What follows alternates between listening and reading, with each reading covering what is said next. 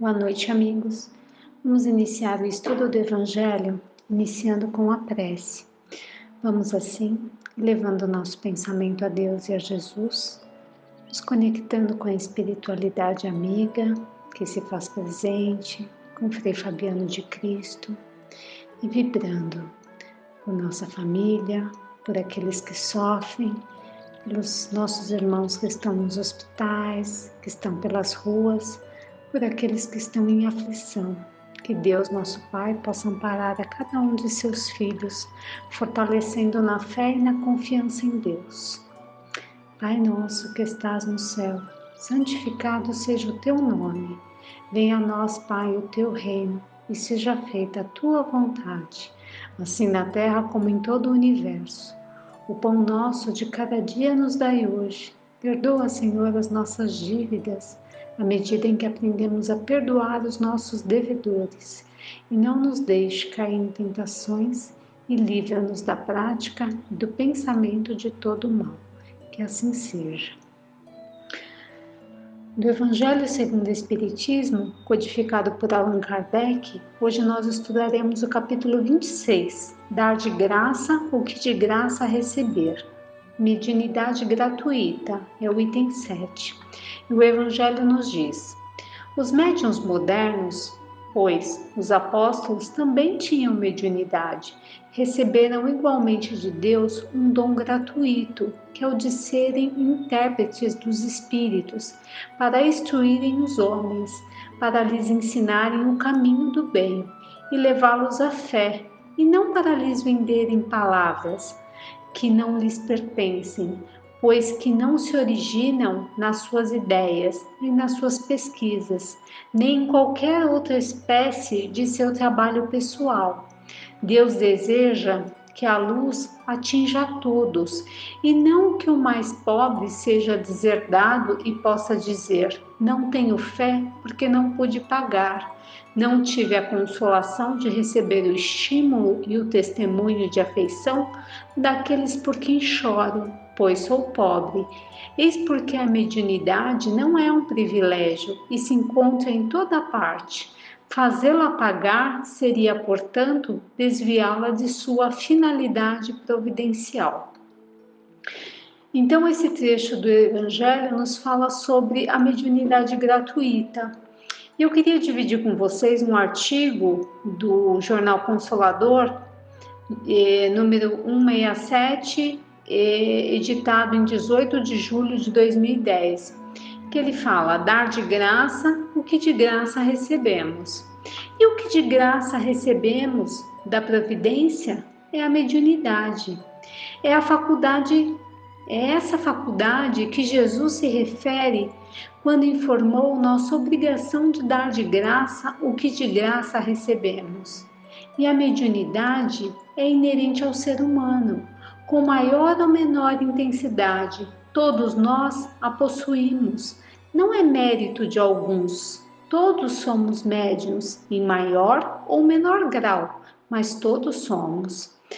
E aí ele nos diz: trata-se da possibilidade que temos de entrar em contato com o mundo espiritual, mais propriamente com os espíritos, essa multidão de testemunhas que nos cercam, como bem sentenciou Paulo de Tarso. Uma vez que a morte verdadeiramente não existe, pois o que morre é o corpo, sendo que continuamos a viver em outra dimensão, a dimensão espiritual. E é muito natural que entre os que estão no corpo vivendo num corpo físico e o que estão vivendo fora, haja o desejo e o interesse em manter contato, pois que o vínculo entre aqueles que se amam permanece.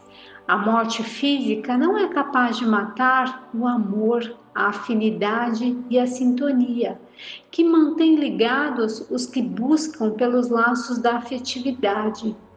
Assim sendo, pela mediunidade, os vivos da terra se comunicam com os vivos do mundo espiritual, e nisso vemos a grandeza, o esclarecimento e o consolo que as leis divinas proporcionam aos homens.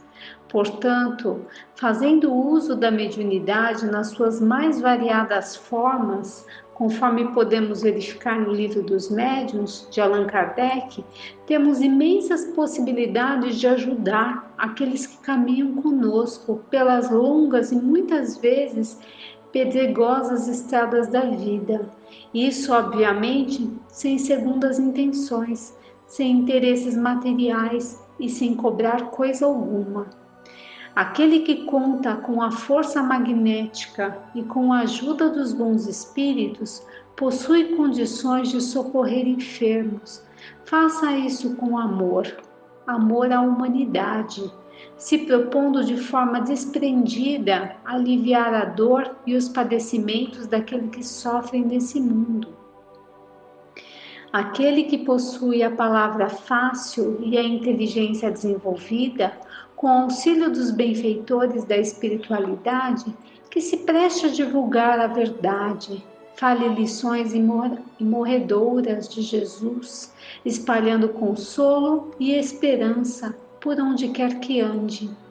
Aquele que escreve com agilidade e competência, contando com a presença dos emissários de Deus, produza páginas de orientação e de esclarecimento e contribua com a elevação cultural do povo, pois o Cristo, sabendo nessa necessidade, disse: conhecereis a verdade e ela vos libertará. Está em João, versículo 32. Aquele que tem mãos ágeis e coração sensível, estimulado pela ação amorosa dos amigos de mais além, produza, peça ou realize algum serviço que possa atender às necessidades de irmãos que passam pela vida em situação de carência e penúria, observando principalmente crianças, adolescentes e jovens que caminham muitas vezes sem perspectiva para o futuro. De graça recebemos o incentivo e os recursos oriundos da providência divina, nas mais variadas formas, e de graça devemos distribuí-los em nosso derredor. Quem procurar por qualquer benefício ou favorecimento pela distribuição das dádivas que vêm de Deus, por agir na contramão dos ensinamentos cristãos, responderá, mais cedo ou mais tarde, perante o tribunal da própria consciência, e amargará o peso doloroso do reflexo da irresponsabilidade cultivada.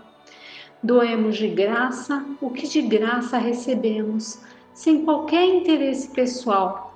Esse é o caminho. E não esquecer, meus irmãos, que somos ferramentas. E para sermos ferramentas úteis, precisamos estar imbuídos no firme propósito de mudança, de melhoria contínua. Lembrar que a palavra que direcionamos ao outro precisa fazer sentido primeiro em nós, ou seja, vivenciar o Evangelho de Jesus em nossas vidas. Só então poderemos auxiliar o próximo e sermos ferramentas úteis a serviço da mediunidade. Que possamos refletir sobre o texto, a mensagem do Evangelho, E vamos ler um trecho do livro Jesus e o Evangelho, psicografado por Divaldo e pelo Espírito de Joana. O item é o 34. E ele nos fala sobre a gratuidade do bem. E ele nos diz: em análise pela psicologia profunda, o texto de Jesus impõe reflexões graves, convidando o servidor do bem à ação sem descanso após a decodificação do seu enunciado.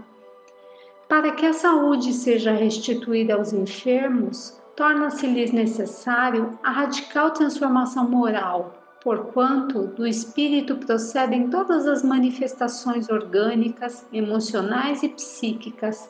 Aquele que empreende a tarefa de ajudar no processo da saúde trabalha os painéis do ser, auxiliando a recuperação e o equilíbrio interno e o refazimento de conduta, por cujos comportamentos adquire harmonia perante as leis soberanas da vida. Por isso, Jesus se refere à possibilidade de ressuscitar os mortos, despertando todos aqueles que se cadaverizam o erro, havendo perdido o contato com a existência, por estarem mergulhados nas sombras da ignorância e da criminalidade, nas quais exaurem as forças vitais e entram em decomposição moral. Por outro lado, pode-se entender também que aqueles que foram vítimas de morte aparente pela letargia ou catalepsia, à sua época, consideradas como término da existência física. A morte real ocorre quando o tronco encefálico deixa de funcionar, dando início à desencarnação, cujo processo pode se prolongar-se por tempo que corresponda ao estado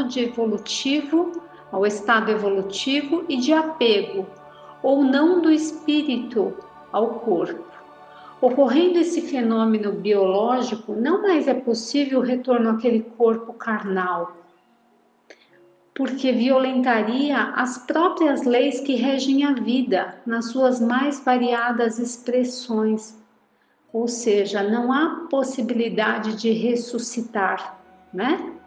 E sim novas existências com outro corpo físico.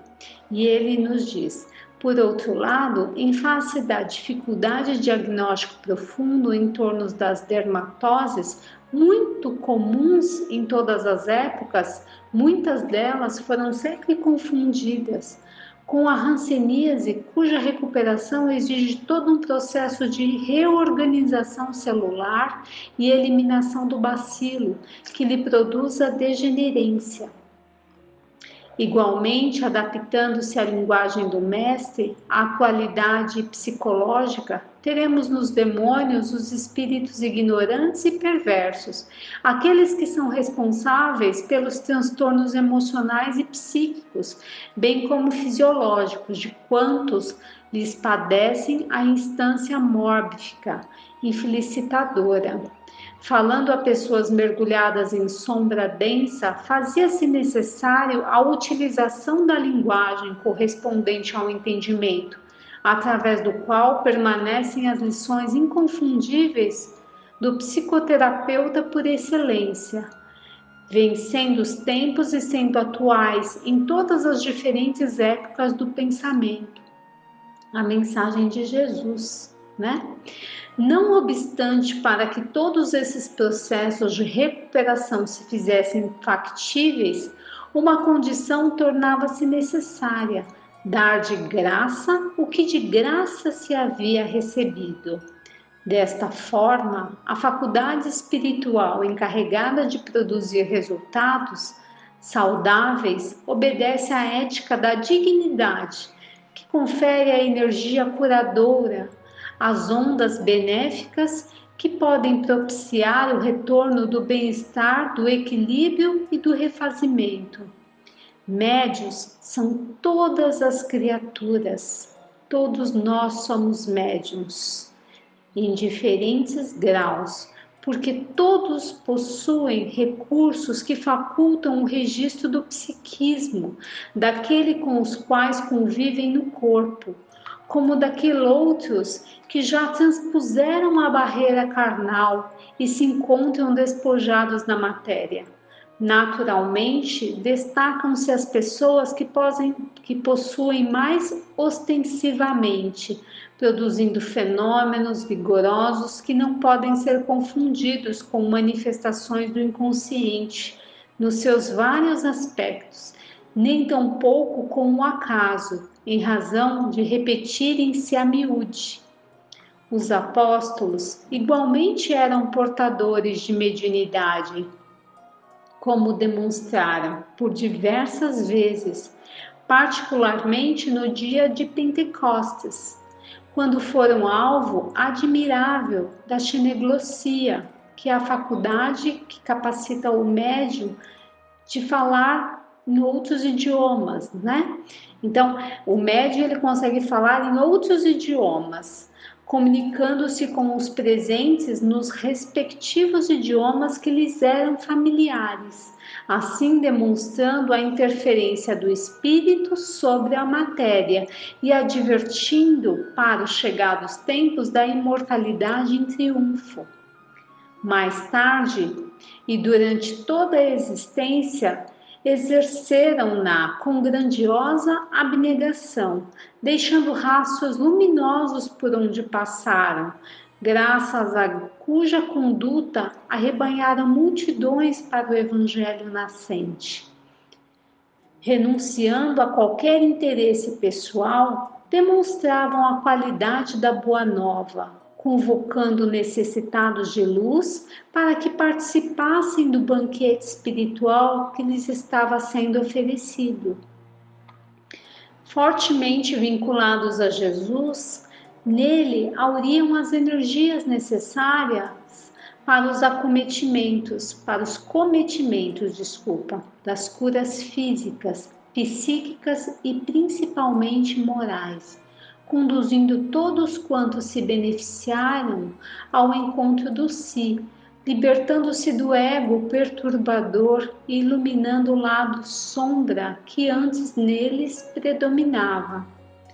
A autêntica doação firmada no desinteresse pessoal constituía-lhes o sinal de união com Deus, a demonstração de que trabalhavam para o êxito do bem no mundo, ante a certeza dos resultados da ação após a disjunção molecular.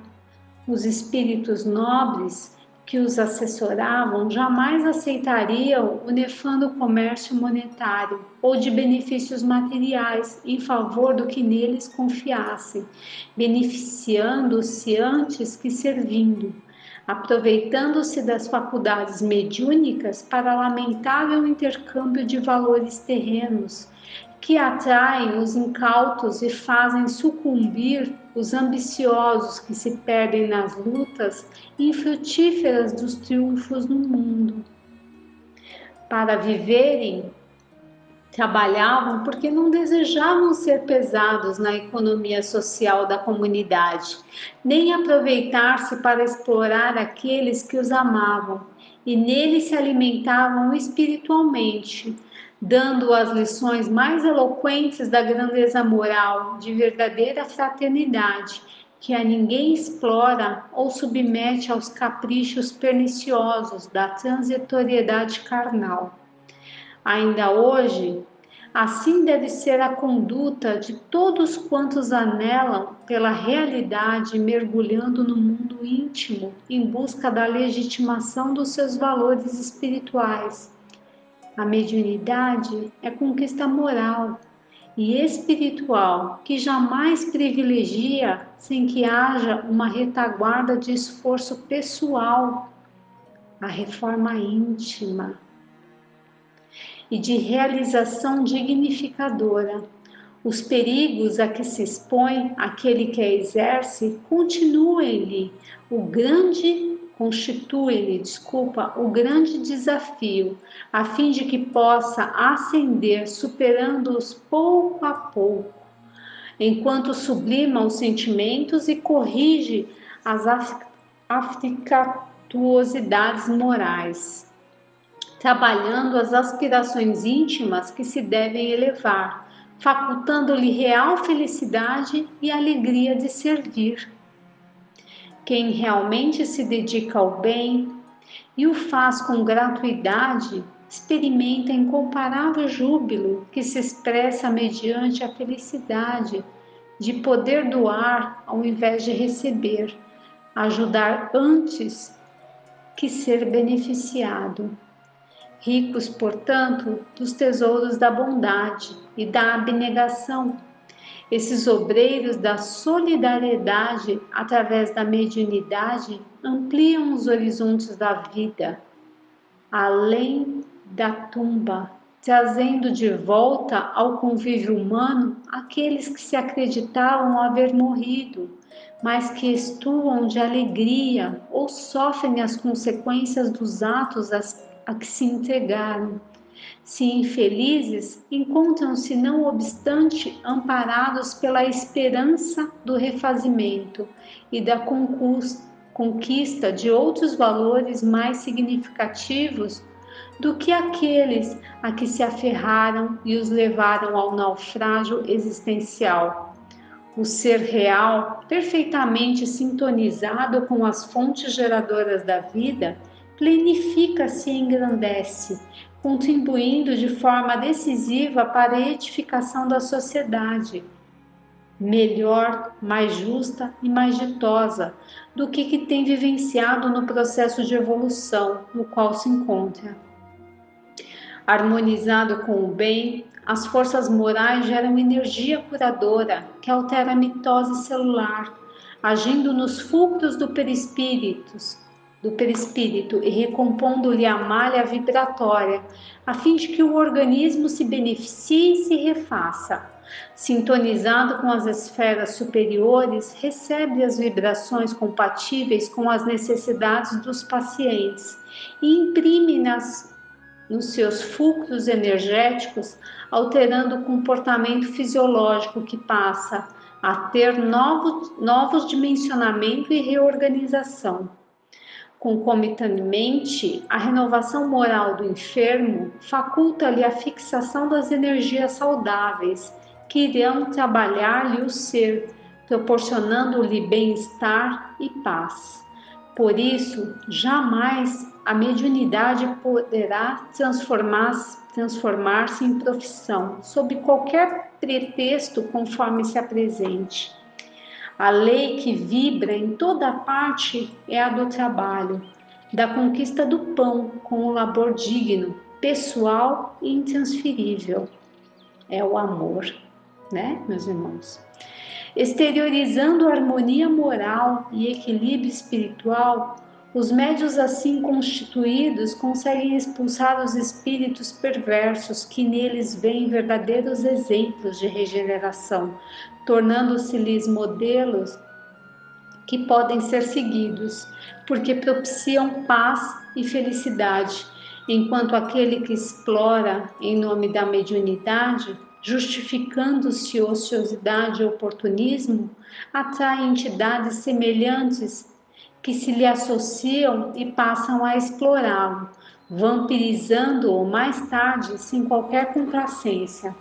No seu severo discurso, igualmente rico de esperanças e consolo, Jesus adverte que concede a todos aqueles que o sigam sinceramente os tesouros da transferência de saúde e paz, ressuscitando-os do túmulo da ignorância e do sono pesado a que se entregam, tornando-se fonte de luz, desde que o façam, cada um dando gratuitamente o que gratuitamente haja recebido.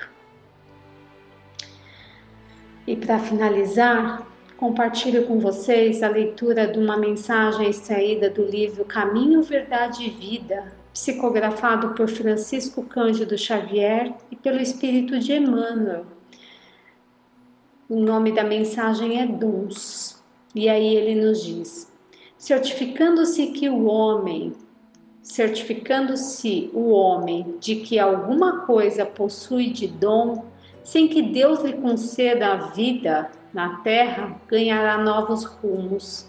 Diz a sabedoria desde a antiguidade: faze tua parte e o Senhor te ajudará. Temos que fazer a nossa parte. Reconhecendo o elevado teor da exortação, somos compelidos a reconhecer que na própria aquisição de títulos profissionais, o homem é o filho que se esforça durante alguns anos para que o pai lhe confira um certificado de competência através dos professores humanos, qual ocorre no patrimônio das realizações materiais, acontece no círculo das edificações do espírito.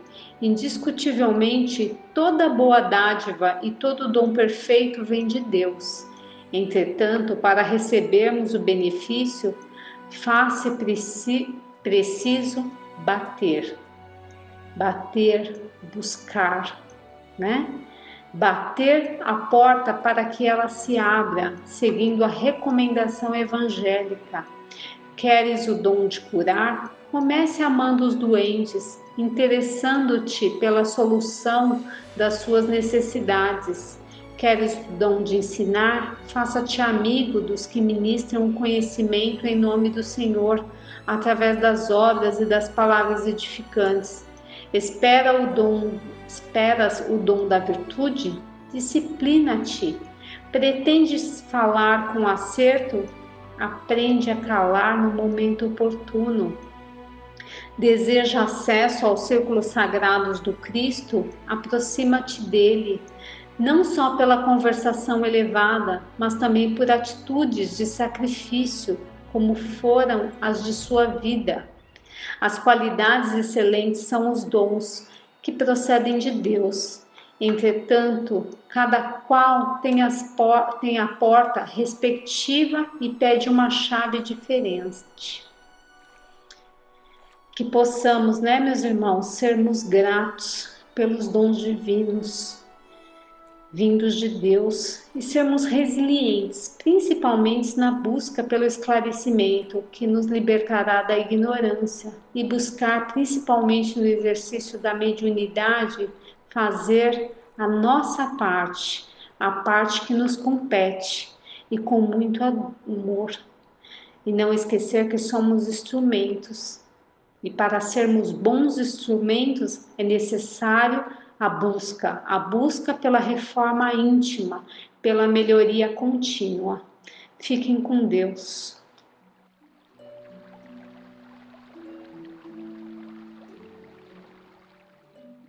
Boa noite, meus queridos irmãos.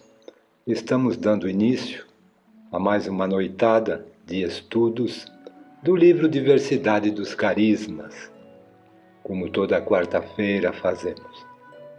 Nesta última quarta-feira do ano de 2020, vamos então dar início ao nosso trabalho lendo uma pequena mensagem do livro Histórias que Ninguém Contou, Conselhos que Ninguém Deu, do Melcíades José de Brito. O título da história é Procurando o Tempo. Vamos ver então o que ela nos diz. Desde moço o sujeito manifestava uma vontade muito grande de servir e de se envolver em trabalhos beneficentes.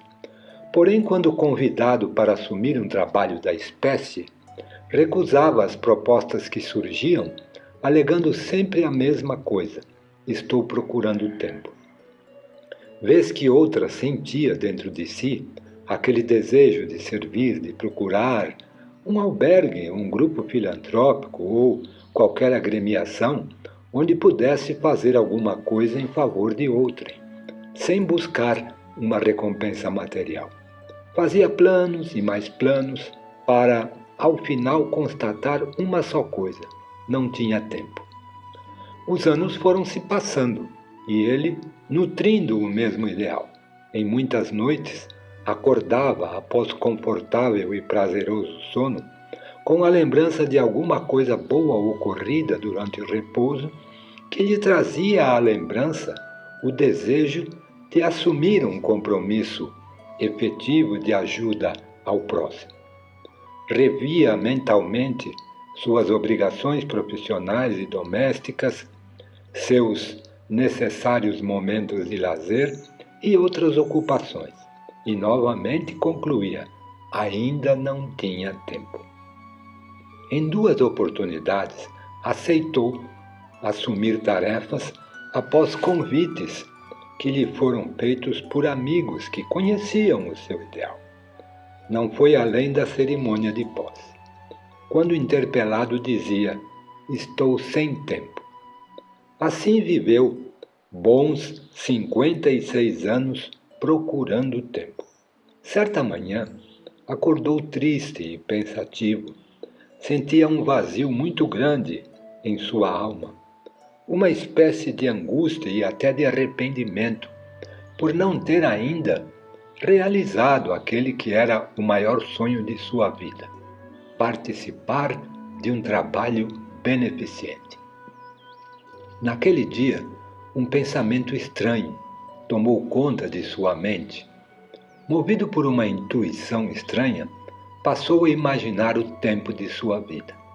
Até ali havia vivido 56 anos, 10 meses e 20 dias, que representavam aproximadamente 498.576 horas ou 29.914.560 minutos.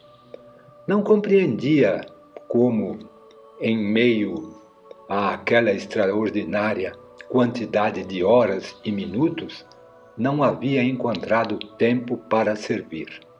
E levantou-se então decidido. Iniciaria naquele dia a sua tarefa redentora. Tomou um banho, fez a sua refeição matinal, manteve contato telefônico com um amigo que era dirigente de uma instituição filantrópica, oferecendo-se como voluntário. Vestiu-se como quem vai a uma festa e decidiu sair. Mal atravessou a porta de saída de sua casa, sentiu uma forte dor no peito. Tomado pelo súbito mal-estar, sentiu-se sufocado, desmaiando. Atônito, perguntou para si mesmo: o que é isso? Ainda agonizante e percebendo que estava vivendo seu último minuto de vida na carne, ouviu nitidamente uma voz desconhecida e arrepiante, vinda do outro lado da vida, que lhe dizia zombeteiramente e gargalhando: seu tempo, meu amigo, acabou. Pois é, aí nas conclusões o que é que ele nos diz? Todos fomos chamados à vida por Deus, cada um com uma missão a cumprir para a construção de um mundo melhor. Não limite sua estadia no mundo aos afazeres domésticos ou aos cuidados com o seu próprio corpo. Experimente fazer algo além do campo profissional, pessoal e doméstico. O mundo precisa de você. Seja mais um a se somar aos que ensinam a vencer o egocentrismo ainda presente em milhares de irmãos. Na multidão que aí está, há muita dor para consolar. Só fazendo amigos esta coisa vai mudar. Semeie a esperança. Ela é uma força que faz o infeliz ver e crer na felicidade que está além da dor.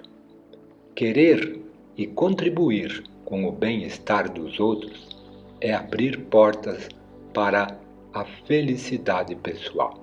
E aí temos um trechinho para finalizar de Mateus, capítulo 5, versículo 7, onde lemos: bem-aventurados os misericordiosos, porque eles alcançarão misericórdia. Vamos então à leitura do nosso livro. Nós havíamos parado no item 2 do capítulo 12, já estávamos quase na parte final, onde o autor faz algumas citações sobre uma soviética, uma sensitiva soviética, né? Então vamos lá.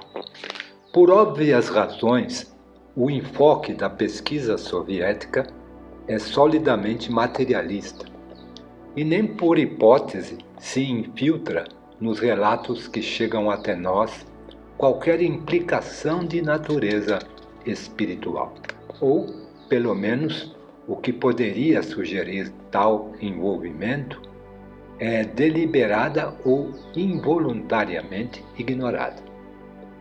Digo isto porque encontro na narrativa de Gris e Dick uma enigmática observação que nos remete a uma informação que Kardec recebeu dos espíritos. Vejamos. Várias vezes durante as experiências telecinéticas com Sergeyev, Kulagina perdeu os sentidos. Os instrumentos destinados a medir o campo elétrico em torno dela mostravam que quando ela absorvia, energia elétrica ambiental e a enviava ao objeto, ela ficava totalmente exaurida de energia. Em várias oportunidades, uma força elétrica ambiental penetrava rapidamente seu corpo, usualmente através de um braço, e deixava marcas de queimadura na pele. Tais manchas podiam ser facilmente vistas, de vez que Colagina preferia vestidos de mangas curtas para suas experiências. Páginas atrás, ao comentarmos o problema da mediunidade de cura, encontramos esta observação dos espíritos a Kardec. Esta faculdade não é essencialmente mediúnica.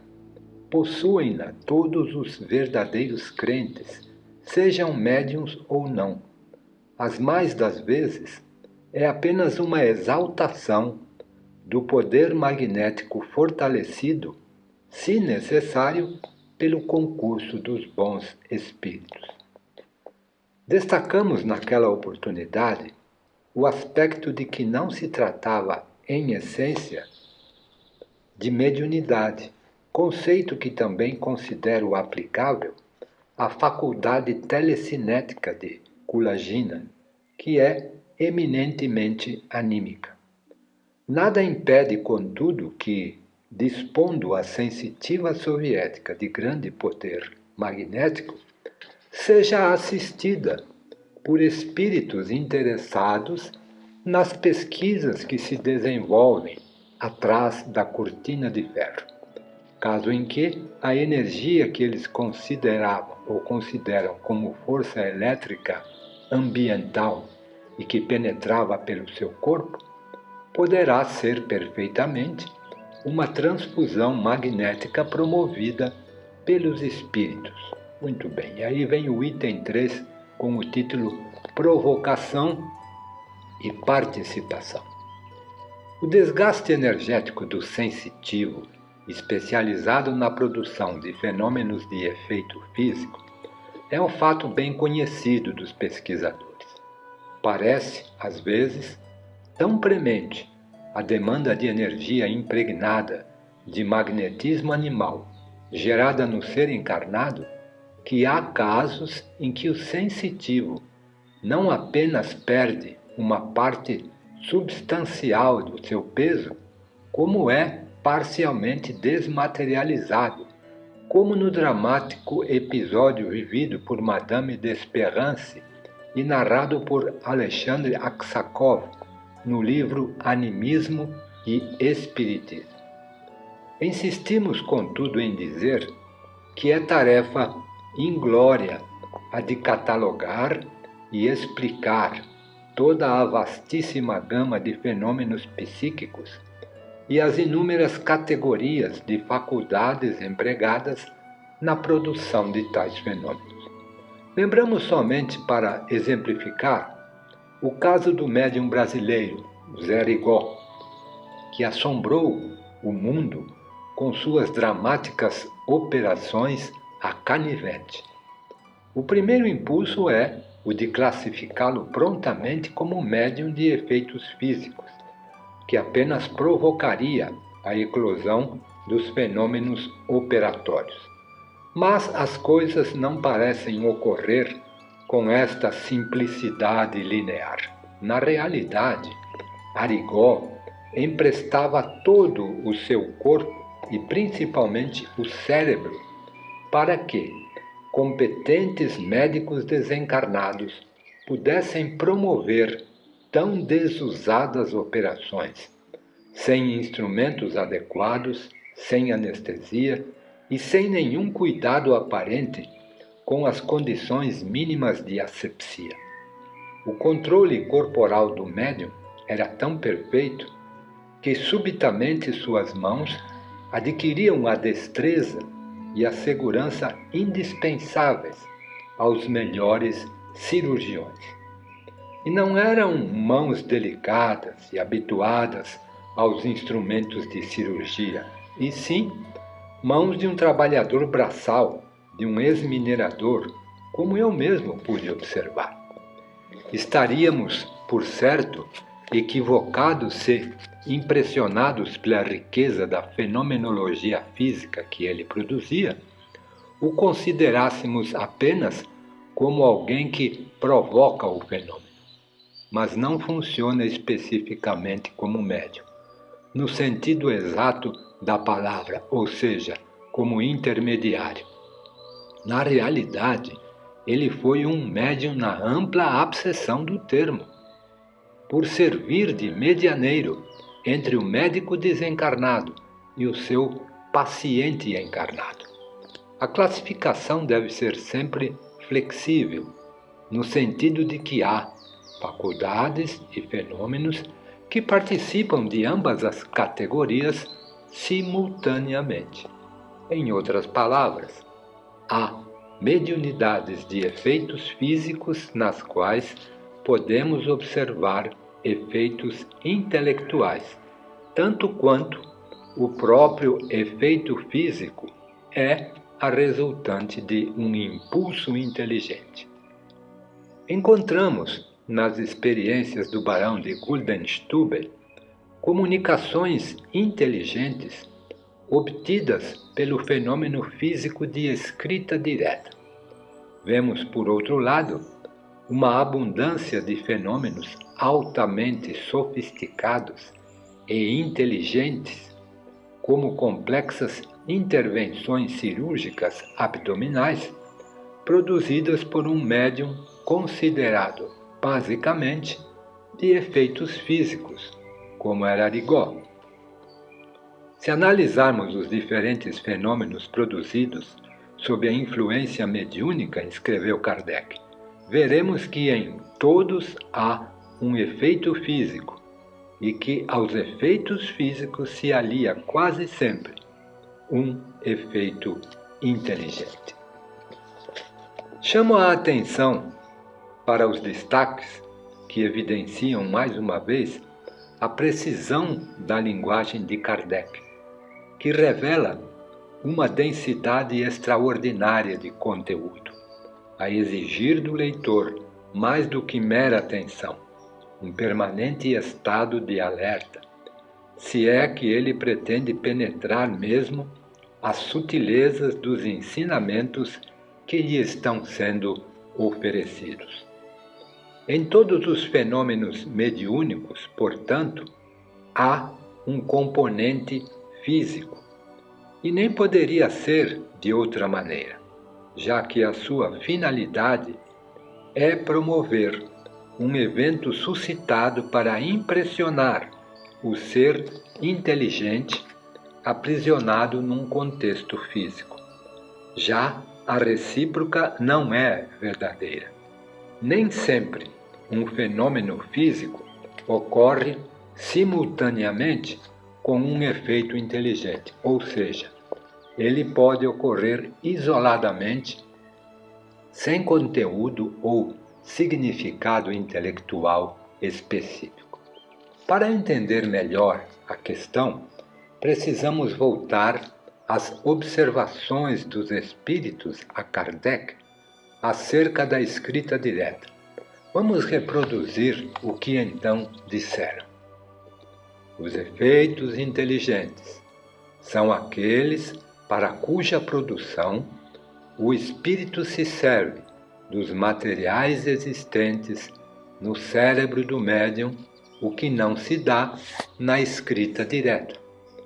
A ação do médium é aqui toda material, ao passo que, no médium escrevente, ainda que completamente mecânico, o cérebro desempenha sempre um papel ativo. Aplicando-se isto ao caso Arigó, podemos observar que os médicos desencarnados obtinham um efeito inteligente, diagnósticos, prescrição de medicamentos, cirurgias, conduzindo todo o processo através do cérebro do médium, mas com os conhecimentos que lhes eram próprios, a fim de poderem comandar os gestos necessários para a cirurgia, por exemplo. Eis um caso, portanto, em que a ação do médium não é simplesmente a de suprir os fluidos de que os espíritos precisavam para as suas tarefas. Ele como que se integrava no procedimento, o que é função própria do médium.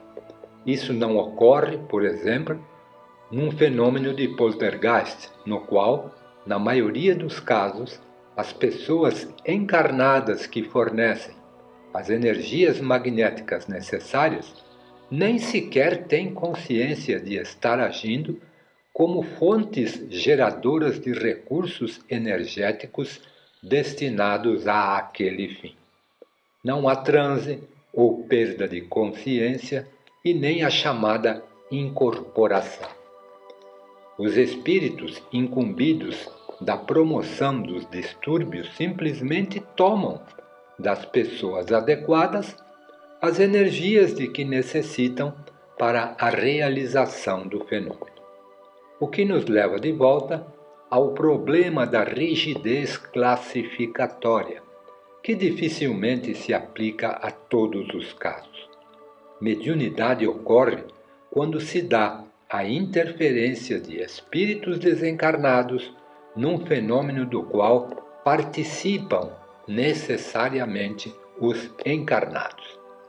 Temos no poltergeist um fenômeno no qual a interferência espiritual é às vezes óbvia e às claras, e que, no entanto, os encarnados não funcionam especificamente como médiuns, e sim como meros supridores de energia magnética. Isto coloca o poltergeist numa categoria mista, dado que nem seria correto classificá-lo rigidamente como fenômeno mediúnico e muito menos como fenômeno anímico. Bom, vamos parar por aqui. Na semana que vem, então, nós continuamos aí, vamos iniciar o item 4. Uma boa noite a todos, que possam todos ter uma excelente entrada de ano, né? Um ano novo aí muito feliz, muito tranquilo, com muita paz e muita saúde aí para todos nós. Vamos encerrar então o nosso trabalho. Pai nosso que estás nos céus, santificado seja o teu nome. Venha a nós o teu reino, seja feita, Senhor, a tua vontade, assim na terra como nos céus. O pão nosso de cada dia dá-nos hoje e sempre, e perdoa, Senhor, as nossas dívidas, nos ensinando a perdoar os nossos devedores. Não nos deixes cair em tentações e livra-nos da prática e do pensamento de todo o mal. Pois teu é o reino, o poder e a glória, para todo o sempre. Que assim seja, graças a Deus.